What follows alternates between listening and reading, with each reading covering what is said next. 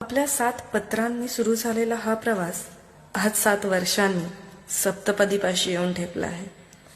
आता मी स्वतःला तुझी बायको म्हणवणार काय मिरवणार.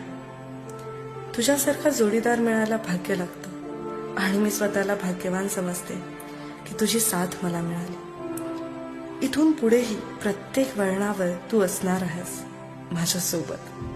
मग मला आणखी काय हवं? तुझं हसणं, तुझं गोंडस दिसणं, कधीतरी रुसून बसणं आणि त्यात माझं फसणं. एकंदरीतच तुझं असणंच माझ्यासाठी पुरेसं आहे. म्हणूनच तू असताना तूच असावे, नसतानाही तू. तुझे असणे परिभासे माझं, नसतानाही तू. प्रार्थना होती